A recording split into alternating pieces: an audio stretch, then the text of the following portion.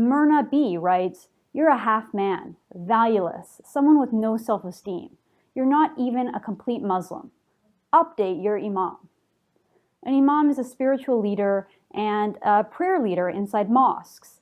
And in response to this woman's hateful tweet, this real imam writes, "He's shameless and useless." What is going on, guys? Peace and blessings, everybody.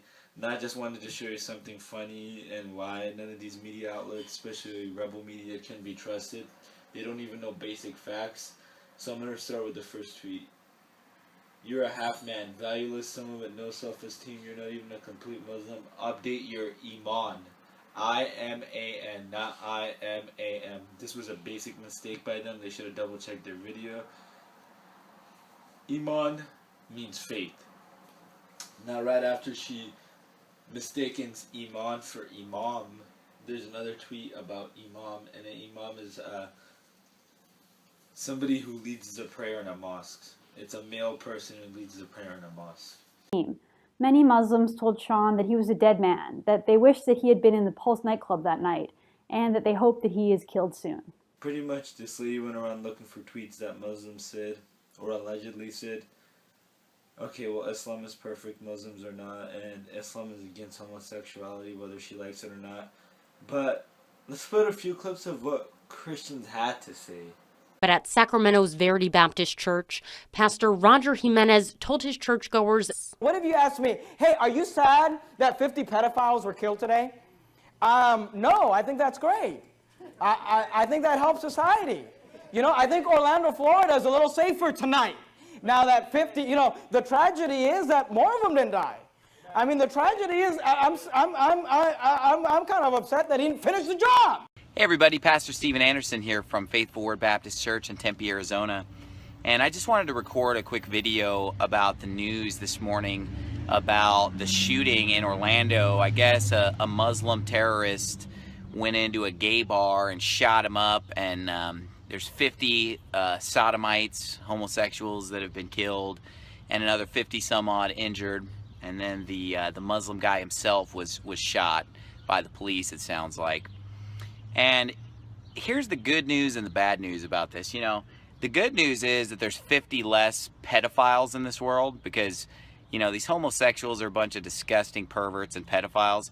That's who was a victim here, are a bunch of just disgusting homosexuals at a gay bar, okay? And then I'm sure it's also going to be used to push an agenda against so-called hate speech.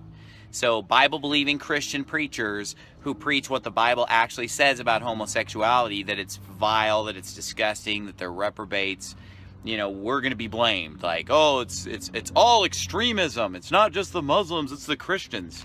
do you have any regrets about your statements during your sermon on Sunday? I don't have any regrets about what I said, and I don't take anything back.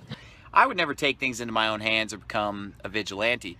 But I will say this, you know, the Bible says that homosexuals should be put to death in Leviticus 20:13. Now the question is, what if these were Muslims? I mean, we got to be fair all across the board. If you're a journalist, if you're in the media, if you are someone out there who has a social or civil responsibility, let's take a lesson from Muhammad Ali. He stood on truth. He stood on solid ground. And at the end, he came out victorious. He was blacklisted, probably considered an enemy of the state at that time, just like Martin Luther King, Malcolm X. But now you have days, holidays named after him. He's an American Muslim hero, Muhammad Ali. So stand for truth. Report the truth. Don't go ahead and twist the truth. Let's go to another example. You know, this gentleman, James Hole.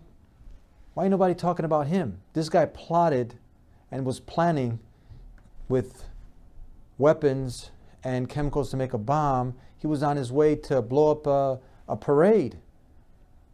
Why ain't nobody mentioning him? His religion's not mentioned, nothing. These guys, these sociopaths, mentally disturbed people, they end up doing something and you look, nothing's mentioned about his religion. There'll be whole entire segments to look into the history of his life, what kind of childhood he had. You don't think we have also in a community of over 1.6 billion, you got people who are also not functioning properly up here? They're a product of their environment. You have what's glorified nowadays, violence in the music, in the movies. Why don't we get together and try to change and make a difference here.